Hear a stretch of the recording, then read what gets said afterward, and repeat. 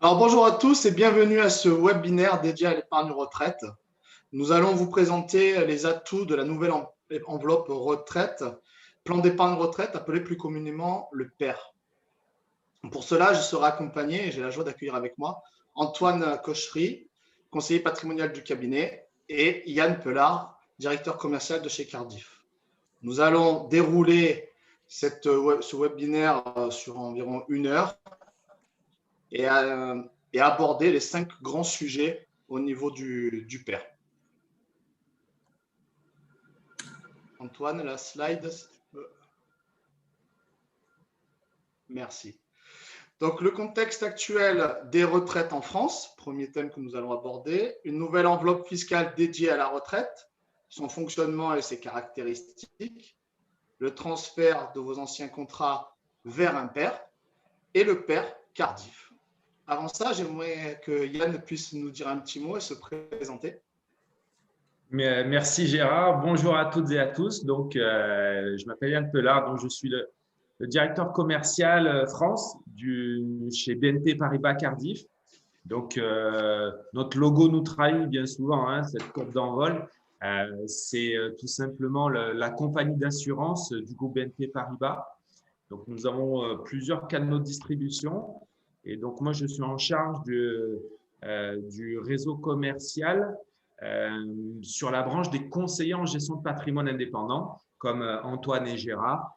Voilà, donc nous avons à cœur, clairement, au sein de BNP Paribas et plus particulièrement chez Cardiff, de développer la retraite. Je crois que ça sera abordé tout à l'heure, mais je crois que c'est un sujet qui a plus forcément besoin de vous sensibiliser sur le fait qu'il est absolument indispensable d'anticiper ces sujets-là.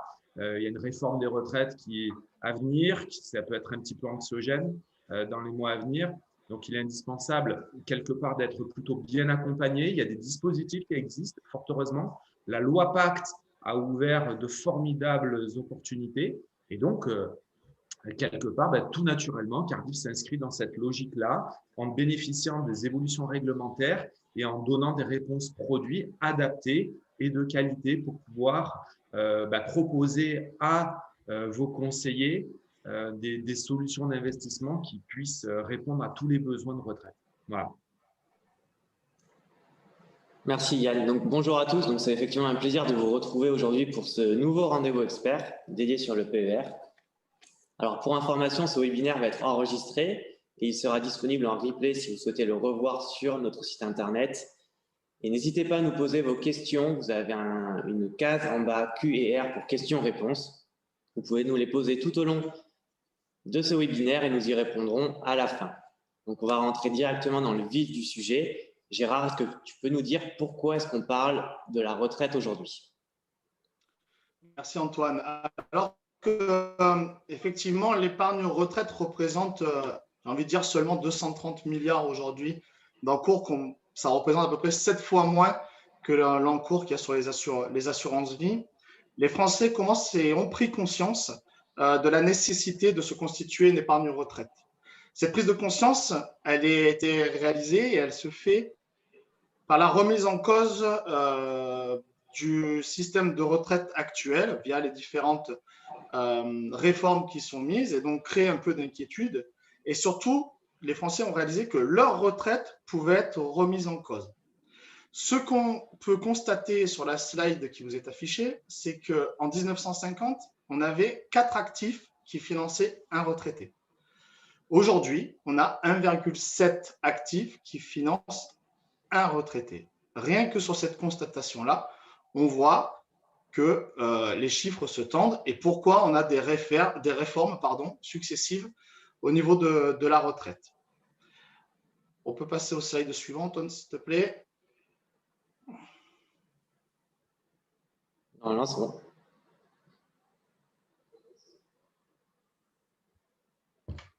Bon, merci. Donc aujourd'hui, comment vous pouvez constituer votre retraite? La retraite, vous la constituez par la retraite par répartition. Donc c'est en gros, vous travaillez, vous cotisez, vos cotisations vont à la caisse de vieillesse et ça permet de financer les retraites de nos retraités d'aujourd'hui. Et après, vous avez l'autre partie qui est la retraite par capitalisation, qui est une retraite volontaire, qui est basée soit sur la partie individuelle, soit sur la partie épargne entreprise, ce qu'on va développer un petit peu par la suite. Donc, ces deux modes de retraite constituent votre retraite de demain. Ensuite, ce qu'on peut voir sur la pyramide, si on peut… Oui, c'est passé normalement. Donc, cette pyramide vous montre bien que la partie basse, le socle de votre retraite de demain, est principalement faite sur la retraite par répartition.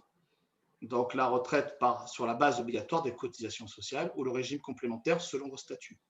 Et le haut de cette pyramide est représenté par la retraite par capitalisation. Retraite par capitalisation qui peut se faire de deux façons, soit par le régime supplémentaire d'entreprise, soit par l'épargne retraite individuelle. C'est cette partie-là que nous allons développer. Et on voit bien que la partie épargne retraite individuelle représente le sommet et la plus petite partie.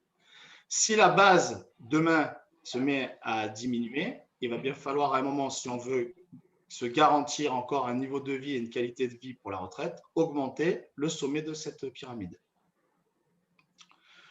Voilà ce que je pouvais vous dire sur la constitution de la retraite aujourd'hui. Yann, est-ce que tu peux nous dire un mot sur le PER, s'il te plaît?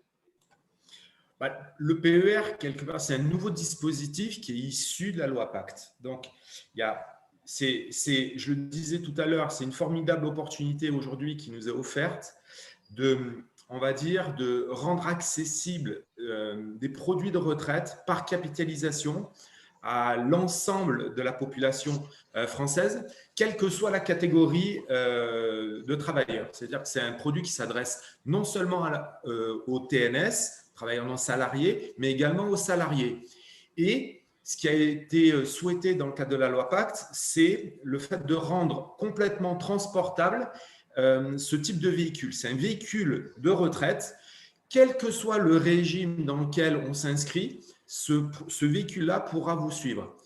Clairement, auparavant, vous passiez d'un statut salarié à un statut de TNS. Quelque part, c'était des dispositifs différents. Donc, il fallait peut-être mettre entre parenthèses, ce qu'on appelle en termes assurantiels, plutôt mettre en réduction, donc un premier dispositif, et puis ensuite passer à un nouveau dispositif. Demain, ça ne sera plus le cas, c'est beaucoup plus simple. Aujourd'hui, que vous soyez TNS ou salarié, c'est toujours le même véhicule qui va vous accompagner tout au long de votre carrière. Et c'est quand même déjà là un grand pas. Le PER, c'est quoi aussi ?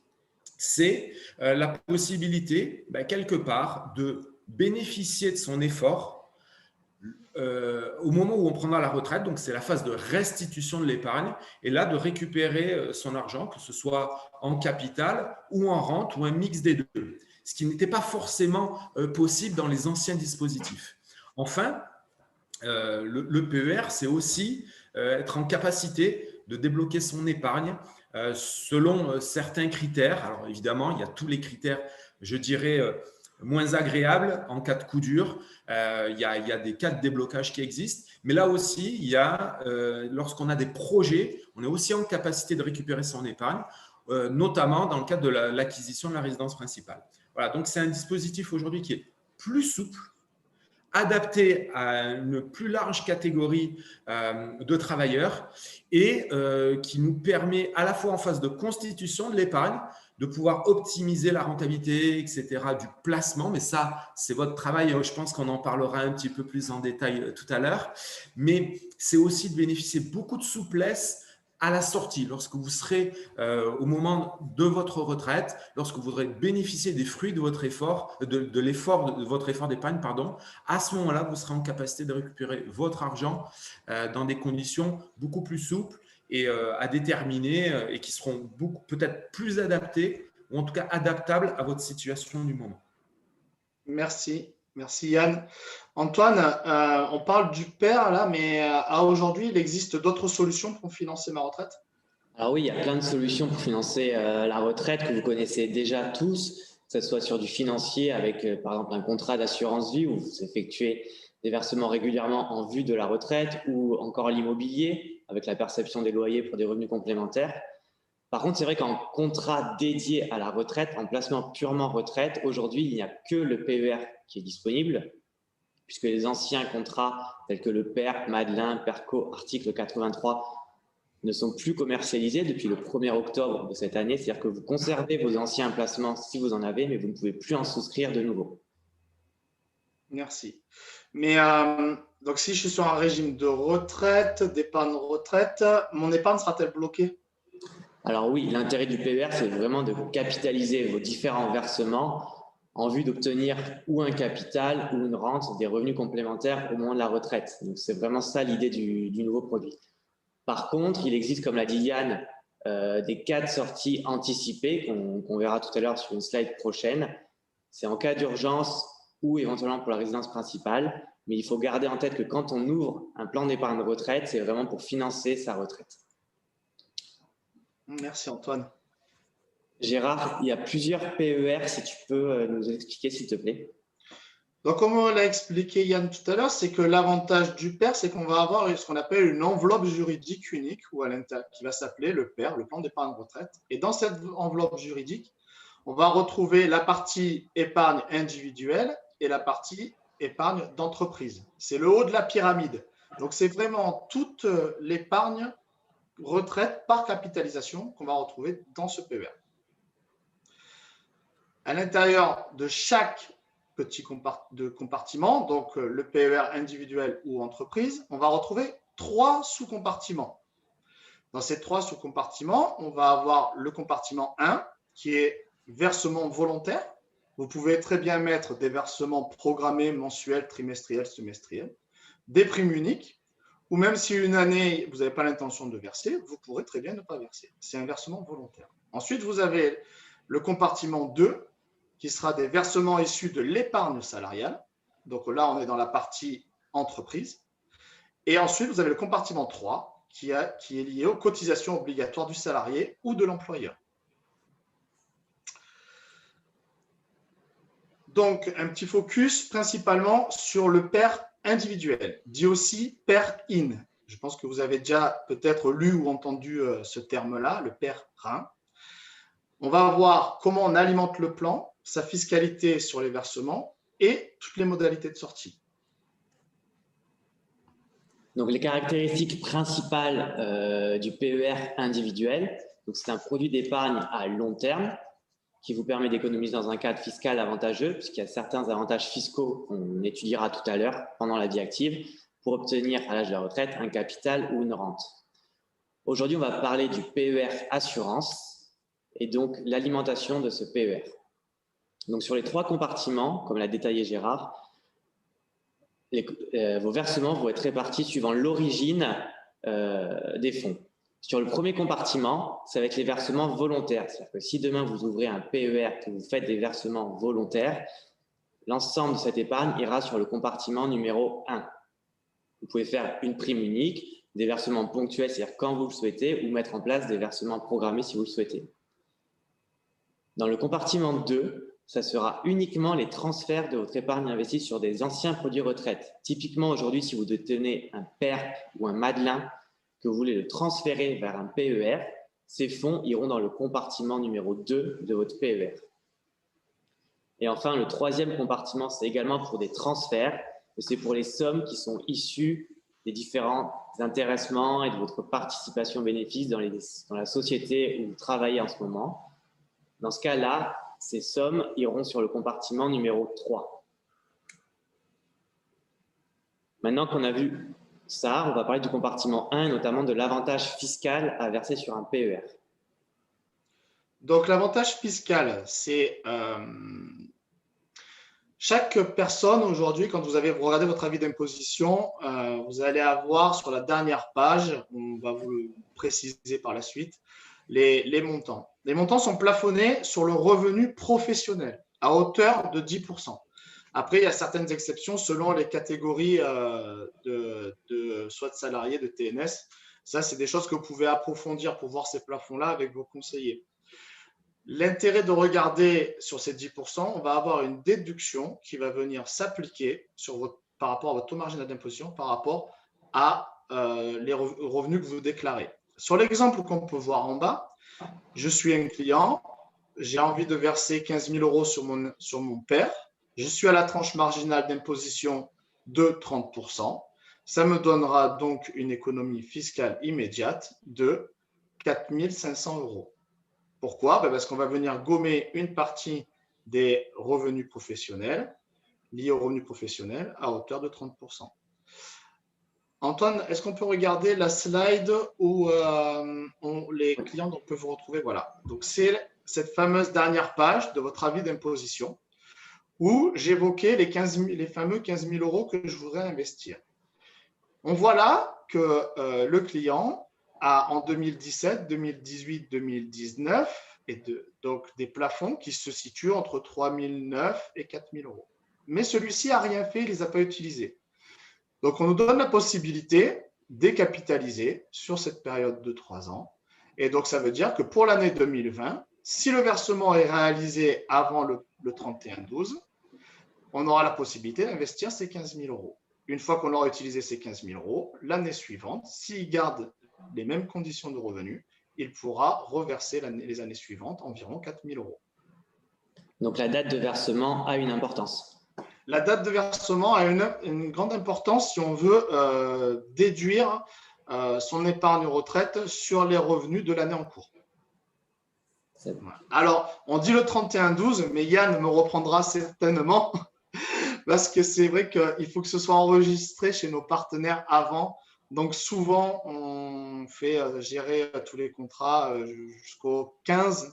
Yann, ça va, le 15? Oui, on arrive à le faire. Et puis, alors, je vais même apporter une précision qui devrait te faire plaisir, Gérard, parce que ça nous apporte un petit peu de souplesse.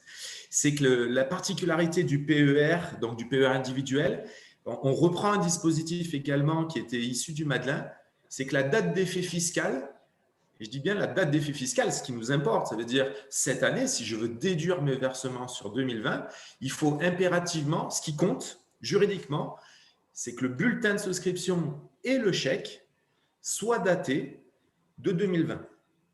Ça veut dire que je pousse à l'extrême, c'est-à-dire qu'en tout cas, chez nous, on arrive même à intégrer s'il y avait quelques retardataires, etc. Si on avait un dossier qui arrivait même courant, alors on ne peut pas aller trop loin, mais même courant du mois de janvier, on est en capacité de traiter cette opération dès lors que tout est daté du mois de décembre 2020. Voilà. Puisqu'on ne voudrait pas, quelque part, s'il y avait un retard de traitement ou quoi que ce soit au préjudice du client et que nos clients ne puissent pas déduire les versements réalisés.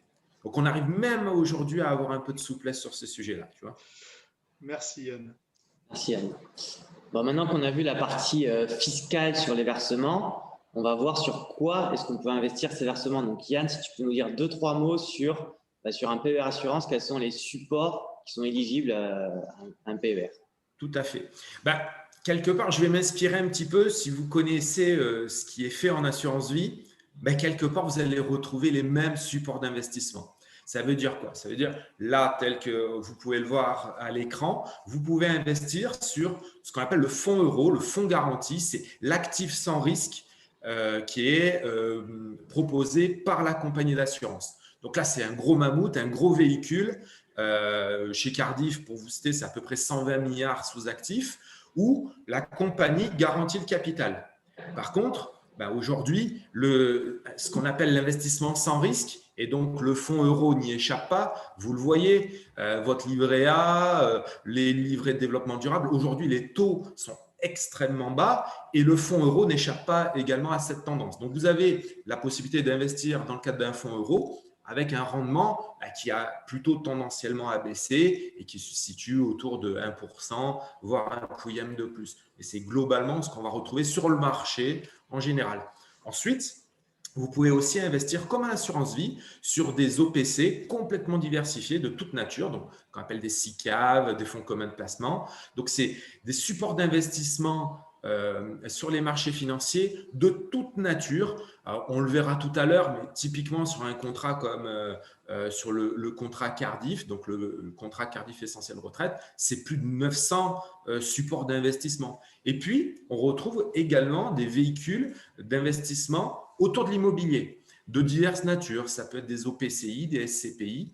Donc, on peut mixer tout ça. C'est ça le gros avantage. C'est comme en assurance vie, on peut mixer l'intégralité de ces supports d'investissement. Alors, bien entendu, il faut être plutôt bien accompagné. Soit il faut avoir une très bonne expertise pour pouvoir aller faire ces choix-là, soit il faut être plutôt bien accompagné.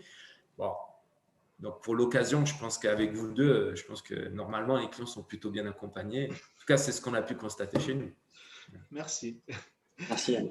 Yann, tu peux nous dire, par rapport tu parlais tout à l'heure des conditions de sortie. Oui. Donc, il y a plusieurs possibilités de conditions de sortie en cas vraiment d'accident de la vie ou autre. Et puis, voilà, sur la partie sortie. Alors, voilà, il y a deux typologies. Effectivement, il y a des cas de déblocage exceptionnels qui sont contractuels et qui sont réglementaires et qui sont là, qui sont mis en place, et des mesures de protection en cas d'accident de la vie. Et donc là, il y en a divers. Hein, l'invalidité, c'est le décès d'un conjoint, ça peut être le chômage avec l'expiration des droits au chômage, le surendettement. Voilà, ça, c'est des données réglementaires qui s'imposent à l'assureur et dont tout assuré peut bénéficier.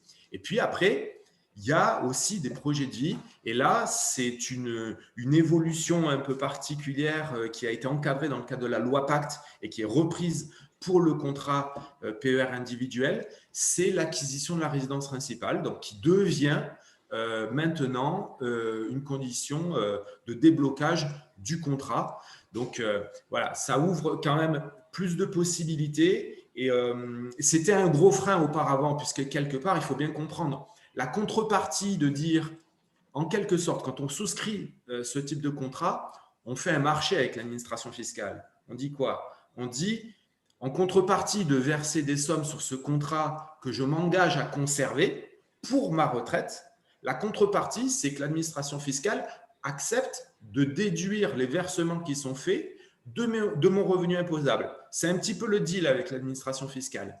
Voilà. Donc, je garde cet argent-là pour ma retraite. Maintenant, une souplesse est accordée. Alors, pour les cas, les coups durs, mais aussi, aujourd'hui, c'est pour favoriser aussi l'accession à la propriété et donc l'acquisition de la résidence principale. Voilà. Ensuite, simplement pour vous dire, c'est lorsqu'on arrive à l'âge de la retraite ou alors, pas forcément, vous n'avez pas d'obligation lorsque vous arrivez au moment où vous prenez votre retraite, vous n'avez pas une obligation immédiate de déboucler votre contrat. Je vous donne un exemple, et c'est des cas qu'on rencontre tous les jours. Vous êtes marié, vous arrivez à la retraite, mais votre conjoint est toujours en activité. Vous n'avez pas forcément une baisse de revenus extrêmement significative puisque votre conjoint est toujours en activité. Vous préférez conserver ce capital retraite en attendant, vous le conservez, vous ne le débloquez pas. Et lorsque vous en avez besoin, vous pouvez commencer à le débloquer. Donc là, c'est très souple à ce moment-là. Et donc, ça, c'est à partir de 62 ans. Dans tous les cas, avant 62 ans, ou au moment où vous débloquez vos droits au titre du régime général de retraite, c'est qu'à ce moment-là, vous pouvez commencer à débloquer votre contrat. Et donc là, vous pouvez le faire de différentes façons. Soit vous pouvez demander une rente, donc une rente à minima viagère. Donc, quand on dit une rente viagère, ça veut dire que c'est une rente que vous percevez jusqu'à votre décès. Ou alors, vous pouvez dire, je choisis de sortir en capital. Ça veut dire un petit peu comme un contrat d'assurance vie ou un livret. Soit je viens piocher de temps en temps dans mon contrat, soit je mets en place ce qu'on appelle un plan de fractionnement ou des rachats programmés. Ça veut dire que je détermine une fréquence mensuelle, trimestrielle, semestrielle et je détermine un montant fixe que je vais venir récupérer sur mon contrat et qui sera versé sur mon compte. Donc, ou alors, vous pouvez même faire les deux. Quelque part, c'est une réserve d'épargne retraite que vous pouvez récupérer à votre rythme. Ou alors, vous pouvez même faire un mix des deux. Ça veut dire je peux prendre une partie en rente, donc en rente viagère jusqu'à mon décès, et conserver un autre bout en capital pour faire face à des besoins exceptionnels. Voilà. Donc, il y a une grande souplesse autour de ça, ce qui n'était pas forcément le cas dans les dispositifs précédents. Donc, c'est vraiment ce qui, aujourd'hui, lève énormément de freins à l'épargne retraite individuelle par capitalisation. Merci Yann. Merci Yann. Donc, ce qu'il faut vraiment retenir, c'est qu'on peut faire du sur-mesure sur la sortie du plan, que ce soit du capital, de la rente ou partiellement capital ou rente. C'est vraiment selon votre choix et vos besoins. maintenant qu'on a vu la fiscalité, on va voir comment est-ce qu'on sort. On va voir la fiscalité, pardon. La fiscalité, elle va dépendre en fait du compartiment où se trouve votre épargne. Donc, pour rappel, il y a 3 compartiments à l'intérieur de votre PER individuel. Pour le compartiment 1 et le compartiment 2, vous aurez la possibilité de sortir en capital et ou en rente, ainsi que pour la question de la résidence principale. Pour le compartiment 3, qui correspond au transfert des sommes issues de l'intéressement de la participation, vous n'aurez pas le choix. Ce sera obligatoirement une sortie en rente. Donc Gérard, si tu veux détailler la fiscalité des versements volontaires à la sortie du PER. Donc, comme on l'a évoqué, on a aujourd'hui, et c'est le grand intérêt du PER, la possibilité de faire du sur-mesure à la sortie. Ce que je souligne, c'est que c'est une grande avancée sur l'épargne retraite. Avant, on n'avait vraiment que la possibilité de sortir en rente, avec une petite exception pour le PER. Ce qu'on peut voir là sur cette slide, des choses qu'on n'a pas complètement évoquées depuis le départ, c'est qu'on voulait bien dérouler l'ensemble des principes, c'est que vous pouvez soit choisir une déduction à l'entrée ou ne pas la choisir. Si vous choisissez la déduction à l'entrée, c'est l'exemple que je vous ai présenté tout à l'heure. J'ai investi 15 000 euros, j'ai une tranche marginale d'imposition à 30%, j'ai une déduction d'impôt de 4 500 euros. Donc, j'ai fait ma déduction. Et maintenant, je vais arriver en phase de rente. J'ai l'âge légal de la retraite. Je fais mon choix entre la sortie en rente, la sortie en capital. Si je choisis de faire une sortie en rente, je vais avoir une rente viagère à titre gratuit qui va être considérée comme un revenu donc dans ma déclaration d'impôt. Et à ce titre, j'ai l'abattement de 10%. Sur cette partie-là, il y a des prélèvements sociaux. La partie des prélèvements sociaux, comme vous pouvez le voir sur la partie des rentes, va dépendre de la partie imposable, va dépendre de l'âge à laquelle je choisis de me mettre en rente. Si je choisis de sortir en rente entre 60 et 69 ans, par exemple, la part imposable aux prélèvements sociaux sera de 40%. Pour la sortie en capital, je sors du capital, comme on l'a bien vu, et je le rappelle, on peut sortir en partie ou on peut sortir en totalité. Si je choisis de sortir en totalité, le montant que je vais percevoir va être considéré comme un revenu, va rentrer dans mes revenus imposables à l'IR et donc aura une incidence sur ma tranche. C'est à ça où votre conseiller sera là pour vous conseiller à étudier au moment de votre prise de retraite les revenus que vous allez avoir de la retraite et de bien veiller à ne pas changer de tranche en sortant en capital. Donc, l'intérêt de sortir en plusieurs fois, là, on le retrouve. Et le produit, les intérêts générés par l'épargne que j'ai mis en place pendant 10 ans, 15 ans, 20 ans, ça a généré des intérêts. Et ces intérêts-là sont soit au prélèvement forfaitaire unique, donc je rappelle à 30%, ou une réintégration dans le revenu plus prélèvements sociaux. A contrario, dans ma phase d'épargne, je n'ai pas voulu déduire les revenus à l'entrée. Donc, ça veut dire que je n'ai eu aucune déduction. J'ai investi mes 15 000 euros et je n'ai pas eu de réduction. Par contre, je peux sortir en rente et en capital de la même manière. Ça va avoir une différence au niveau de l'imposition. Seule une partie de la rente sera donc imposée à l'impôt sur le revenu. Ce qu'on peut voir là, c'est que je n'ai pas eu de déduction à l'entrée. Je sors entre 60 et 69 ans. Ma base taxable à l'impôt sur le revenu sera de 40%. Si je choisis une sortie en capital, dans les mêmes modalités que dans le principe de la déduction, mon montant versé, donc comme je n'ai pas fait de déduction à l'entrée, le capital que je vais récupérer ne sera pas imposé à l'impôt sur le revenu. Par contre, la plus-value générée en cours de vie sera imposable au PFU. Donc ça, nous les conseillers, on est là pour vous faire une étude au moment de votre prise de retraite, d'étudier le montant et les capitaux que vous allez percevoir à la retraite et de vous conseiller sur le pilotage de cette sortie et de répondre à vos objectifs à ce moment-là.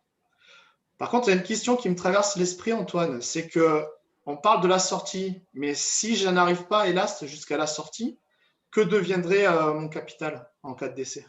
Alors effectivement, très bonne question. On ne l'a pas encore abordé. Qu'est-ce qui se passe en cas de décès du titulaire d'un PER ? Alors, à la souscription d'un PER assurance, vous allez, à l'image d'un contrat d'assurance vie, désigner un ou plusieurs bénéficiaires. Que ce soit en phase de capitalisation d'épargne ou après le déblocage d'une partie du capital, ce qui va être hyper important, c'est la date de décès. Si c'est un décès avant votre 70e anniversaire, il va y avoir un abattement de 152 500 € par bénéficiaire désigné sur la clause. Si le décès a lieu par contre après les 70 ans, il y a un abattement global à l'ensemble des bénéficiaires de 30 500 €. Depuis 2007 et la loi de TEPA, le conjoint et le partenaire de Pacs, ils sont exonérés de droits de succession. C'est-à-dire que si sur votre clause bénéficiaire, c'est le conjoint qui a indiqué et qui a une prime qui est supérieure à 152 000 € ou que ça soit un décès après 70 ans, dans tous les cas, il n'y aura pas de droit. Par contre, il faut garder en tête que ça dépend vraiment de l'âge du décès. Donc, le PER, il y aura un intérêt à le garder jusqu'à 68, 69 ans. Mais ensuite, pourquoi pas sortir et aller vers un contrat d'assurance vie pour profiter de verser les primes avant vos 70 ans, puisque sur l'assurance vie, c'est la date de versement qui compte. Et donc, verser les primes avant votre 70e anniversaire pour reprofiter de nouveau des abattements de 152 500 € par bénéficiaire. Il y a une deuxième possibilité, c'est si on sort en rente. Alors, c'est si par exemple le PER a été dénoué et qu'on a choisi une sortie en rente avec une réversion prévue. Dans ce cas-là, la réversion, que ce soit pour le conjoint ou pour les enfants pour financer les études, cette rente sera imposable à l'impôt sur le revenu après un abattement de 10% et également aux prélèvements sociaux. Donc, ça va dépendre du choix du bénéficiaire s'il souhaite percevoir en capital ou en rente et de là où on en est dans le contrat. Toujours en gardant à l'esprit que si c'est un capital, le conjoint ou le partenaire de Pacs est exonéré. Merci Antoine. Ça veut dire que je ne perds pas les sous que j'ai placés pendant toute cette période. Exactement. Et on désigne le bénéficiaire, c'est à garder en tête. Voilà. Maintenant, j'ai aujourd'hui effectivement mes anciens dispositifs. J'ai été bien conseillé, j'ai écouté mon conseiller, j'ai commencé à épargner un peu sur différents supports, des Madelins, des PERP. Y a-t-il un intérêt réel à ce que je transfère tous mes anciens dispositifs dans un PERP? Alors oui, on va le détailler tout de suite. On va voir l'avantage de passer d'un PERP vers un PER, d'un Madelin et d'un PERCO également vers un PER. Juste avant ça, j'ai parlé du transfert du PER à PER.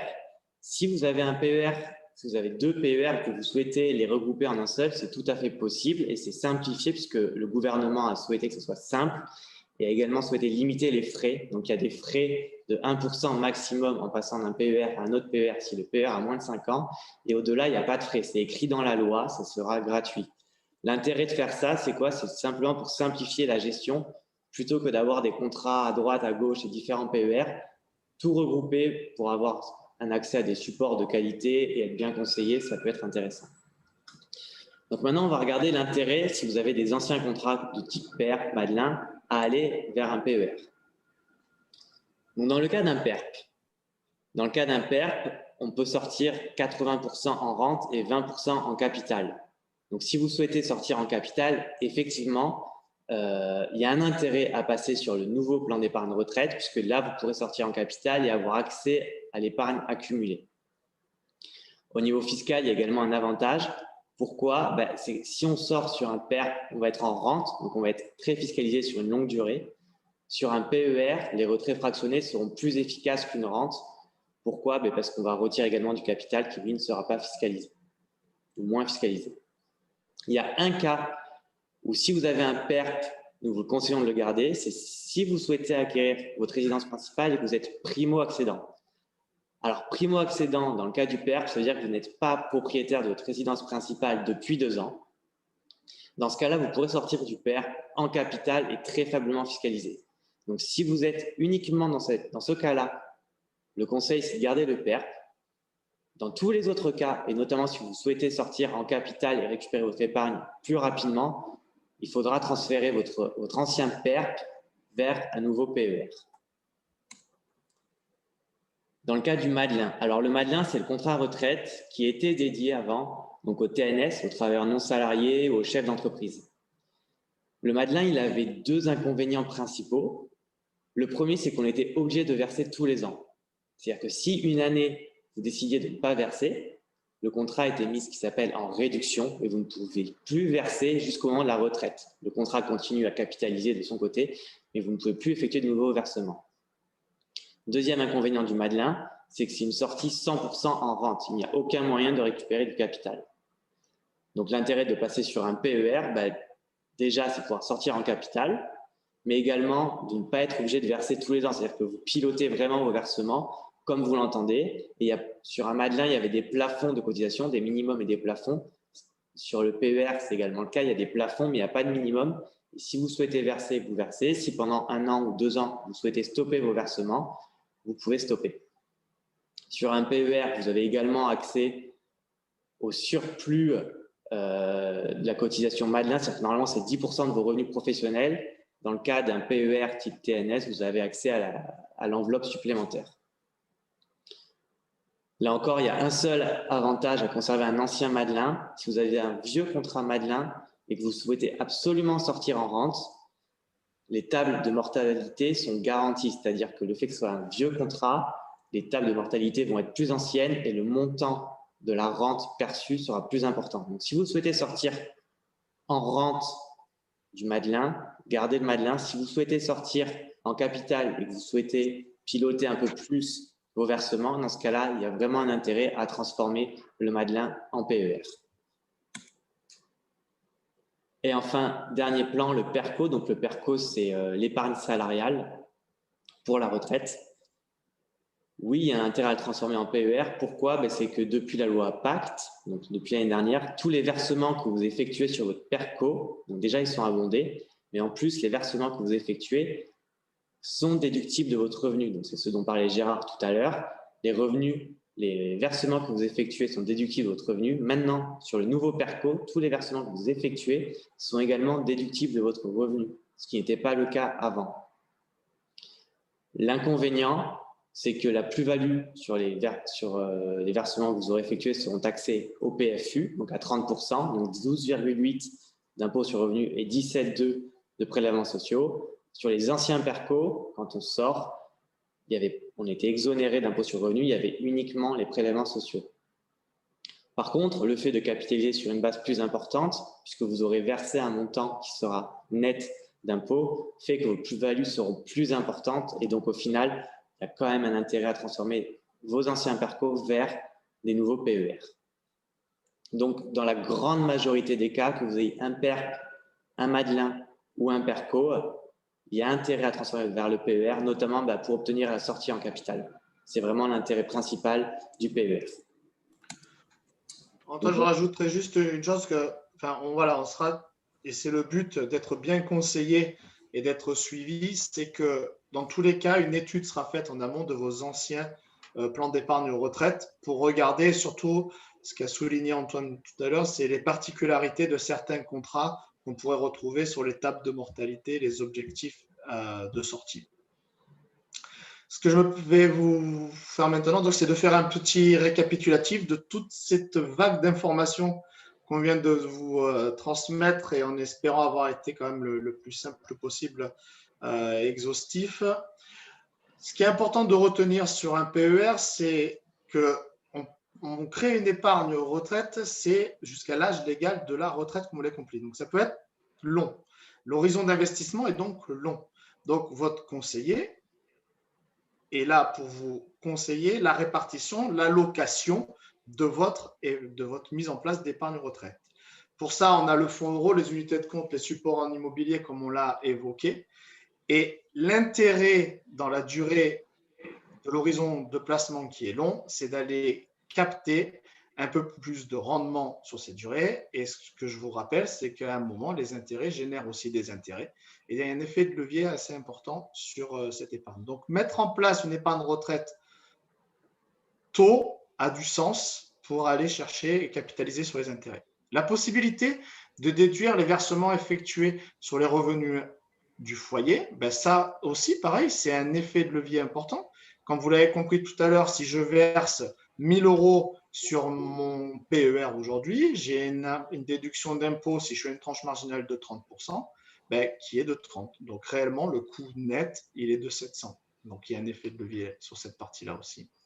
La liberté accrue de sortie, ben, c'est aussi la grande révolution de ce plan d'épargne retraite, c'est que vous avez la possibilité de faire, en gros, adapter votre solution de sortie comme vous le désirez. L'épargne est bloquée, bien entendu, jusqu'à l'âge légal de la retraite. Alors, c'est vrai qu'aujourd'hui, on en a une. On ne sait pas demain ce qu'elle sera, hein, parce que, ben, comme on l'a pu le voir au début, les chiffres se tendent de plus en plus et donc on est obligé de trouver des solutions. Enfin, l'État est obligé de trouver des solutions annexes sur l'épargne faite par répartition. Pardon. La possibilité de transférer, donc ça vous donne la possibilité de gérer contrat par rapport aux différents contrats qu'on peut retrouver sur le marché et les intérêts de chacun, et le transfert du père par le père. Donc voilà. Merci Gérard. Donc ce qu'il faut retenir, c'est vraiment l'idée de capitaliser en vue de votre retraite, profiter d'un avantage fiscal et la possibilité de sortir en capital au moment où vous sortez du plan. Donc maintenant, on va passer sur le plan d'épargne retraite de Cardiff. Donc je vais laisser Yann présenter son contrat. Hop. Avec un joli visuel qui nous, en cette période de confinement, qui nous inspire un petit peu, quand même, un petit peu de perspective réjouissante, j'espère prochainement en tout cas. Écoutez, donc oui, effectivement. Alors, je vais essayer de vous résumer le plus synthétiquement les caractéristiques du produit qu'on vous met à disposition. Donc, le PER individuel, qui s'appelle Cardiff Essentiel Retraite. Donc, c'est un contrat qui est accessible dès 1 500 € en adhésion. On peut faire des versements complémentaires et des versements programmés. C'est-à-dire que le versement programmé, on a mis un seuil quand même qui est le plus bas possible, qui est à 100 € par mois. Tout à l'heure, on parlait de la manière dont vous allez pouvoir récupérer votre épargne et votre effort en vue de la retraite. Donc, vous parlez de rente et de sortie en capital. Il faut savoir qu'il n'y a aucun frais de sortie qui sont appliqués par l'assureur, hormis la fiscalité, mais là, c'est bien, quelque part, c'est bien un compartiment à part, mais l'assureur ne retient aucun frais pour les sorties en capital. Par contre, pour l'administration de la rente, si on regarde la majorité des contrats qui existent sur la place, c'est plutôt, on parle de frais d'arrérage, de frais sur rente, qui sont plutôt aux alentours de 3%. C'est-à-dire qu'on a fait un effort tout particulier sur ces frais-là, on les a divisés par 2, donc on les a ramenés à 1,5. Donc ça, c'est uniquement pour les rentes. Il n'y a aucune limite, c'est ce que j'évoquais un petit peu tout à l'heure, il n'y a aucune limite au fractionnement. Donc le fractionnement, c'est le rythme auquel vous récupérez votre épargne en capital. Donc, vous pouvez faire des rachats d'un minimum de 100 € de manière unitaire ou de manière programmée, comme je vous le disais, donc au rythme que vous souhaitez, mensuellement, trimestriellement. Voilà, on fait du fractionnement totalement personnalisé qui est complètement adapté à votre situation et en phase avec la stratégie que vous allez pouvoir mettre en place avec votre conseiller. Vous l'avez vu, vous avez eu énormément d'informations, non seulement sur la manière dont vous pouvez récupérer votre épargne, la fiscalité inhérente à la récupération de cet effort d'épargne. Et là, on parle vraiment de stratégie, d'où l'intérêt d'être bien accompagné et de pouvoir fiscalement optimiser la manière dont vous allez pouvoir récupérer le fruit de vos efforts. Et donc, c'est pour ça qu'il est vraiment important d'avoir à vos côtés des personnes qui maîtrisent, vous l'avez vu, vous le voyez par la présentation que je vous ai faite, des personnes qui maîtrisent bien ces dispositifs-là et qui sont capables de vous accompagner. Voilà. Si on peut passer donc à la slide suivante. Alors là, qu'est-ce qu'on vous dit? Parce qu'en phase d'épargne, sur quoi j'investis? L'intérêt du contrat Cardiff Essentiel Retraite, c'est d'accueillir un univers d'investissement qui est extrêmement, extrêmement large. En gros, vous pouvez investir sur quelque part un petit peu une grande partie des véhicules d'investissement qui existent aujourd'hui et qu'on peut retrouver en assurance vie, dans des supports complètement garantis avec le fonds euro. Donc, on vous l'a dit, des SICAV, etc. Donc là, on parle de 800, mais on en référence tout le temps. Donc aujourd'hui, on a peut-être plus de 900 fonds maintenant totalement éligibles. Il y a une tendance qui est quand même extrêmement importante, qu'on retrouve de plus en plus, qu'on retrouve dans la retraite, mais qu'on retrouve aussi sur l'assurance vie, c'est donner du sens à votre investissement. Et donc, donner du sens, c'est aussi choisir les supports sur lesquels vous voulez investir et qui embarquent des valeurs que vous voulez défendre. Donc, c'est l'investissement socialement responsable, c'est ce qu'on appelle le label ISR ou les labels ESG, environnementaux ou sociétalement responsables. Voilà, donc aujourd'hui, là, c'est 50. Je peux même d'ores et déjà vous dire que à partir du 1er janvier, c'est plus d'une centaine de fonds qui auront ces labels-là, qui en gros, quelque part, embarquent des critères sociétalement ou environnementalement parlant, pardon. Ah, c'est la fatigue, qu'est-ce que vous voulez. Mais c'est du live en plus. Mais ça. Quelque part, voilà, c'est donner du sens à votre investissement. En tout cas, vous pouvez le faire au travers du contrat Cardif. Des supports immobiliers, on vous l'a dit tout à l'heure. Là aussi, vous pouvez choisir ces supports d'investissement. Et le private equity, alors le private equity, c'est autre chose. C'est ce qu'on appelle l'investissement dans le non-coté. Ça veut dire c'est des petites entreprises en devenir qui n'ont pas suffisamment de taille suffisante pour qu'elles soient éligibles et valorisées sur les marchés financiers tels qu'on les connaît, le CAC 40. Donc, le CAC 40, c'est tout simplement les 40 plus grosses valeurs boursières françaises. Quelque part, le private equity, c'est des petites sociétés dans lesquelles on peut investir. Donc, ça, c'est des produits de niche qu'on peut aller aussi chercher dans le cadre de ces supports, dans le cadre de ces contrats-là. Voilà. Donc, c'est un univers d'investissement extrêmement large et qui répond à tous les profils de risque, en quelque sorte.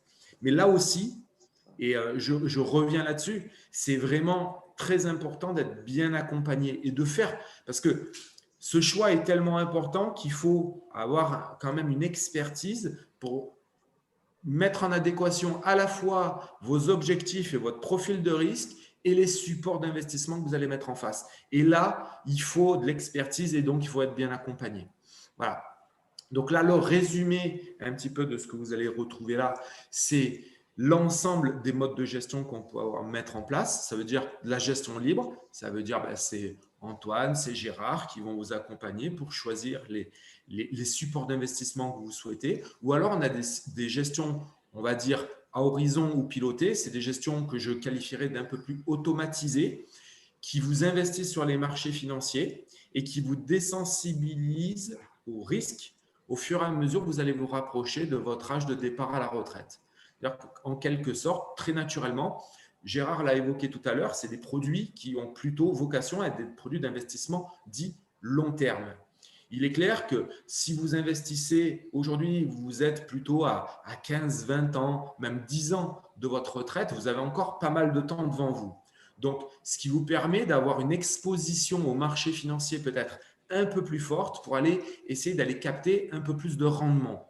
Et cette exposition au marché financier, quelque part, il est naturel de la gérer de manière active et de vous désensibiliser à cette exposition au risque, au marché, au fur et à mesure que vous allez vous rapprocher de l'âge de départ en retraite. De manière à ce que lorsque vous arrivez proche de votre départ en retraite, votre sensibilité au risque est nettement diminuée et pour qu'on ait sécurisé un maximum le fruit de votre épargne. Voilà. Après, quelque part, là aussi, je fais juste une digression qui n'apparaît pas là, mais simplement sachez qu'on joue notre rôle d'assureur pleinement dans le contrat Cardif Essentiel Retraite. Je m'explique. Là, je vous ai parlé de tout un tas d'univers d'investissement, de supports d'investissement qui peuvent embarquer une partie de risque. Sachez qu'en cas de décès, parce que là, malheureusement, le risque peut arriver, c'est en cas de décès, le fruit de votre épargne est intégralement garanti, alors dans la limite de 765 000 euros, mais dans la limite de 765 000 euros, si vous venez à décéder, vous avez investi sur des supports financiers et qu'il y a un petit crack boursier, qu'il y a une difficulté sur les marchés et votre contrat est en moins-value, c'est-à-dire que vous avez perdu un peu d'argent, Cardif garantit votre investissement dans la limite de 765 000 euros et jusqu'à 75 ans. Ça veut dire que tout ce que vous avez versé est garanti par l'assureur en cas de décès et sera reversé aux bénéficiaires que vous aurez choisis. Voilà. Donc là, on garantit vraiment votre capital. 765 000 € et 75 ans. D'ailleurs, qu'il y a un peu de marge quand même. Les garanties sont quand même assez élevées. Et ça, c'est une garantie qui est acquise au contrat. Ça veut dire que c'est sans frais supplémentaires. Voilà. Et là, je vous parlais de personnalisation tout à l'heure, de la sortie en capital. Vous récupérez votre argent au rythme que vous souhaitez. Mais si vous choisissez de sortir en rente, sachez également qu'on est capable de personnaliser votre rente. On peut le faire en vous donnant 5 types de sorties en rente qu'on peut combiner entre elles. Une rente viagère, donc la rente simple, c'est une rente qui va s'éteindre au moment où vous allez décéder. Une rente avec réversion, je peux choisir de reverser, de dire, en cas de décès, je veux que mon conjoint perçoive 50, 100%, 200% du montant que je percevais en rente. Donc, ma rente ne s'arrête pas à mon décès, mais elle s'arrêtera au décès de mon conjoint.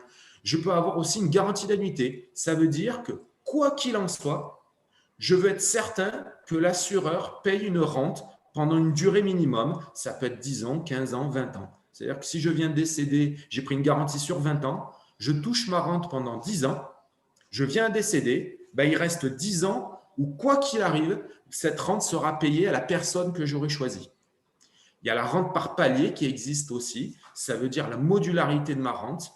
Je suis l'exemple que je prenais tout à l'heure. Mon conjoint est toujours en activité. Je prends ma retraite.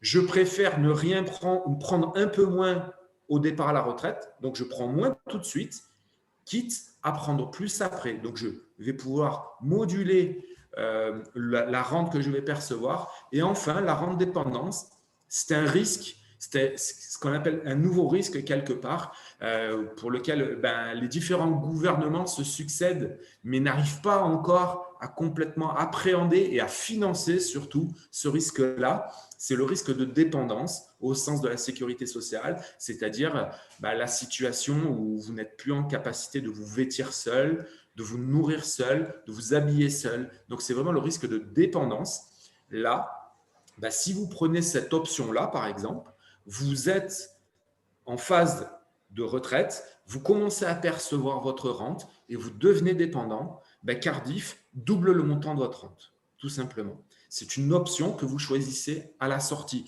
Toutes les options dont je vous parle, c'est des options de rente qui vous permettent de personnaliser vraiment en fonction de votre situation et de vos besoins, de personnaliser votre rente.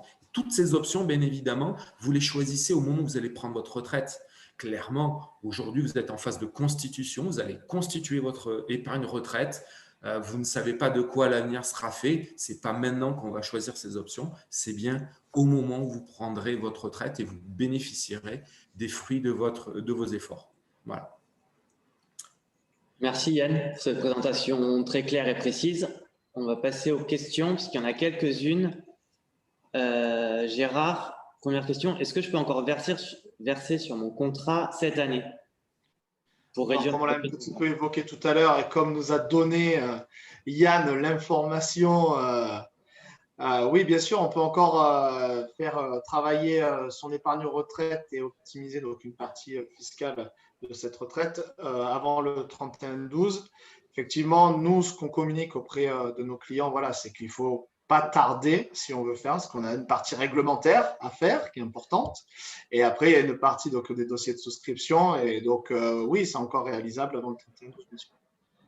Mais il ne faut pas traîner. Il ne faut pas traîner.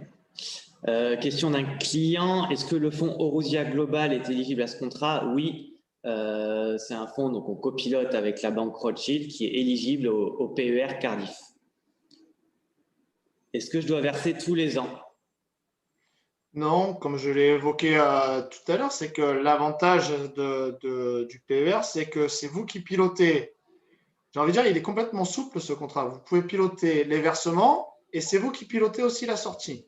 Alors qu'avant, on était tous à regarder, beaucoup de clients avaient des freins à verser sur des l'épargne retraite parce qu'il n'y avait que la sortie en rente et que c'était des versements souvent obligatoires. Aujourd'hui, on peut verser quand on veut, comme on veut, et on peut sortir et piloter notre sortie comme on le désire selon nos objectifs.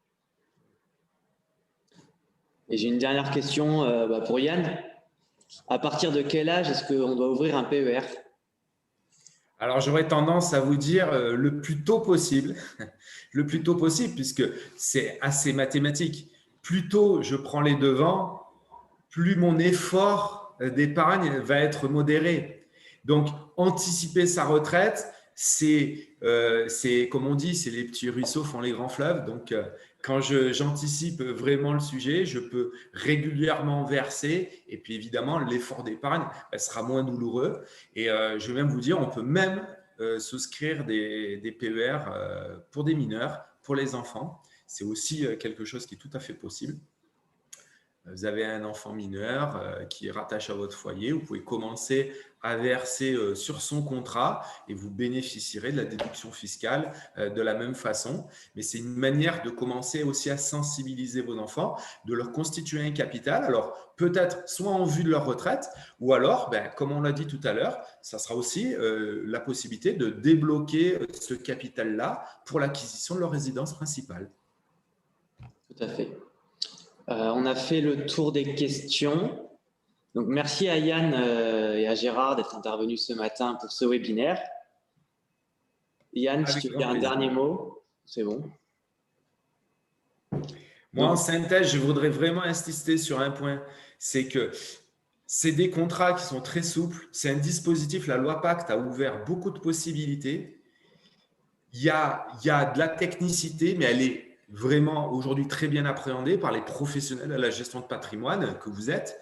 Et donc, il faut absolument, je pense, insister sur anticiper, faire, mettre en place des dispositifs le plus tôt possible et surtout être bien accompagné pendant la phase de constitution de cette épargne pour optimiser l'effort et optimiser le rendement, le fruit de ces efforts-là. Et aussi, et c'est vraiment aussi la nouveauté, c'est vraiment d'être bien accompagné aussi pendant la phase de restitution de cette épargne, puisqu'on le voit, il y a vraiment une stratégie patrimoniale à bâtir autour de tout ça. Donc, j'insiste vraiment, c'est faites-vous accompagner et vous aurez vraiment… Aujourd'hui, on a des outils à notre disposition et donc, voilà, les outils sont là et il faut de bons conseillers à vos côtés pour pouvoir optimiser tout ça et vraiment… je vais dire, préparer au mieux votre retraite. Voilà. Merci Yann. Yann. Ben moi, je vais vous remercier tous pour cette écoute et cette participation et les questions. Donc, c'est agréable d'avoir des questions sur ces sujets-là.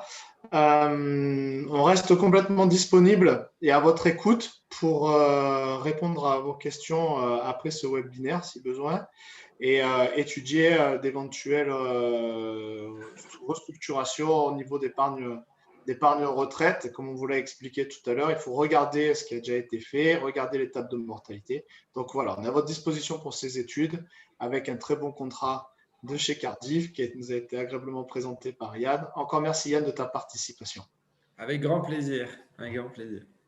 Merci à tous pour votre attention. Merci Gérard, merci Yann. Et puis on est à votre disposition si vous avez des questions. Bonne journée à tous et à bientôt. Au revoir. Bonne journée. Merci. Au revoir. Au revoir.